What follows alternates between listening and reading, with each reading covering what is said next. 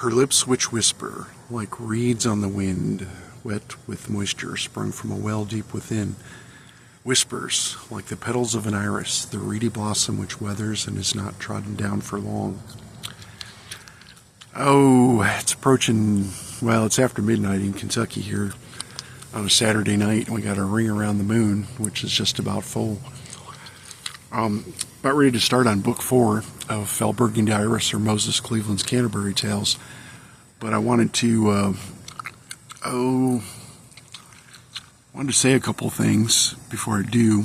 I just uploaded onto my other playlist, the Misc playlist. It's on both my YouTube pages, but I just uploaded a bunch of videos that I made back on September 12th and September 13th while Iran and Hamas were setting up the October 7th festivities.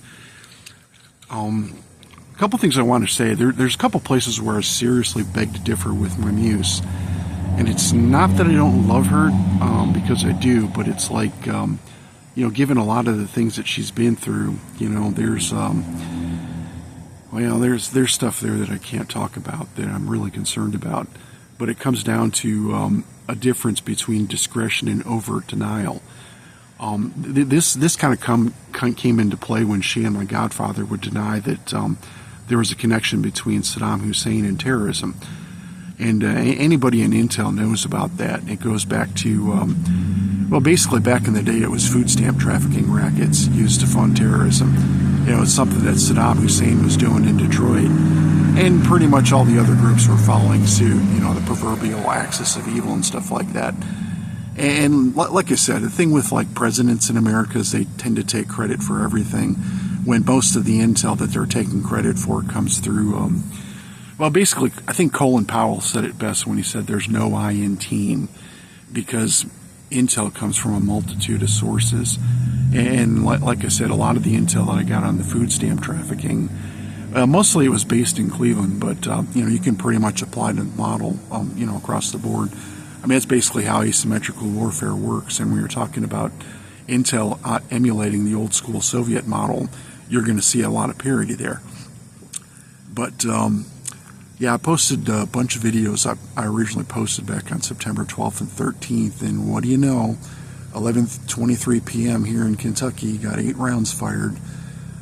So there's a lot of negative feedback coming from that kind of stuff. And like I said, if you're in denial that Saddam Hussein had connections to terrorism, then you're missing the bus on the basically the whole the funding operations that they do, other than the cyber stuff. I mean, because the cyber stuff is real too, but they still do all of this, EBT and debit card trafficking, basically the 50 cent on a dollar thing. And like I said, a lot of those trends are older trends. I mean, it's like what happened in Buffalo on the Peace Bridge. There's a sleeper cell there going back to the 70s that I know about because my mom used to sell her food stamps. Back when we were on welfare, back in the 70s. So those are the kind of things that most people don't talk about. And when you start talking about corruption in politics, and I'm being objective here because it's on both sides of the fence, that's part of the stuff that they actually cover up. There's connections there too with you can see where it reaches out and touches other people. Because it's pretty much a whole package deal. And it comes down to, maintaining proper discretion without overt denial or obstructing justice, which can be done, seriously. I mean, you stick with your oaths and do things right. But like I said, that's one of the places where I seriously beg to differ and with her, because like I said, that's all intel that I helped gather. And, the connection with Robert Hansen was in regards to him laundering his GRE money and, counting on strippers to not claim it as income. And then with Hansen knowing where all the stores were, where they could go to sell their food stamps, which basically helped fund terrorism because like Al-Qaeda and Hamas and Hezbollah. And, there's other criminal interests too, but, we're talking a big-time conspiracy here with terrorism being, the threat of terrorism being the bad guy.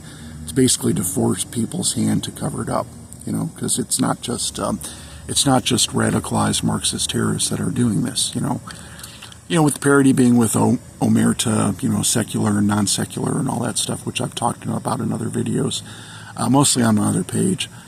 But I just wanted to bring that up, before I get into book 4, because, so like I said, we seem to be falling back on all kinds of the wrong stuff again, and I'm really concerned about it.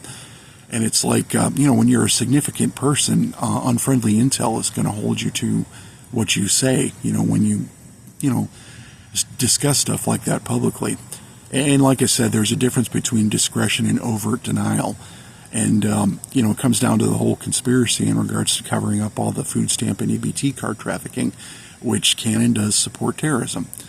And like I said, that's with the cyber threats, the hacking and stuff like that, they're built on all of these old things, because that's generally the way that stuff works with unfriendly intel, not supporting, basically not supporting failure. But like I said, back to the poem though. Here's book 4, line 901. Felburgundy Iris, or Moses Cleveland's Canterbury Tales, Book 4. What gifter of dreams and knowledge to glean, what plenty to harvest tonight. Appearance and vision, a torso apparition, who hovered o'er smoky campsite. What motive had she who hove like a queen, who bore regal despite having no feet?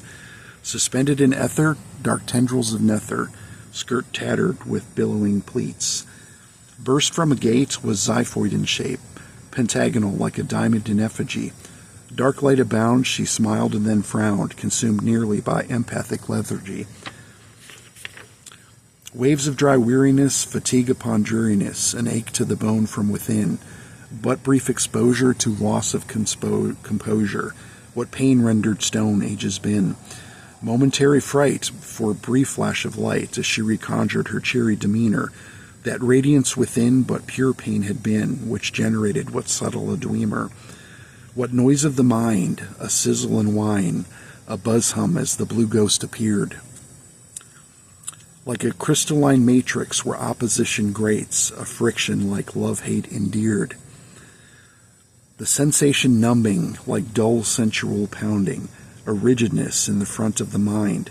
What darkened measure of insurmountable pleasure, sense lost of direction and time.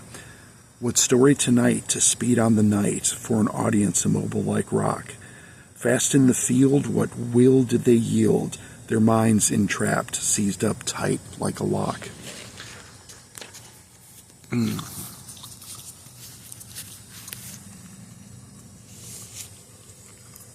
Sorry.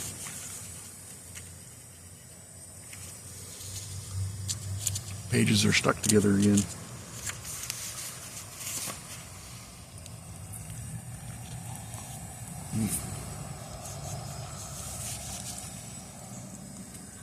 The stories unfold and whispers are told, inescapable central caress.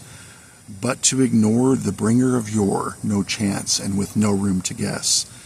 Within mountain wold Ramadoa, I'm told, had regents renowned and redundant. But one ancient queen, fair Lindia had been, last of such lineage abundant. Of sweetness and virtue, no will for to hurt, reedy and fair like an iris. When tread upon frowned, not long to be down, arose fast on the quick but spry blitheness. A wing from the ashes when notions were dashed, with the hope of a richness so thick. A light with an ire twould span stoutest mire, what feast prepared long and or quick. What plots for to smash, what fiends for to dash, abominations, what minds were to hatch. But woes for the day to be held at bay, with the wit few of deviousness could match. Her men were quite tall, in virtue not small, compassionate fierceness the standard. Fight hard and love harder, and thought be much smarter than thine enemy and all of their kindred. The queen was pursued by various suitors, all of a worthiness and stature, who dazzled with niceties and pandered refinery for conquest, then she would not matter. I'll stop right there. Yeah, one thing you got to remember about this is most of this I had written before Valerie's name got leaked back in 2003. So, there's places where that I worked on it afterwards because I did a lot of writing, mostly parts of book 4 and parts of book 5, just, embellishing, like filling in, areas in between, like key moments. But like I said, I did a lot of that when I was walking to Kentucky back in 2006.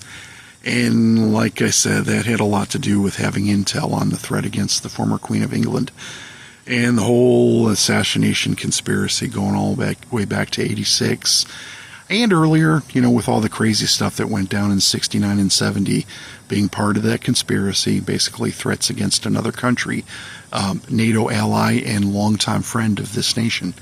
So, there's a lot going on with that. So, like I said, I'll pick it up with line 917.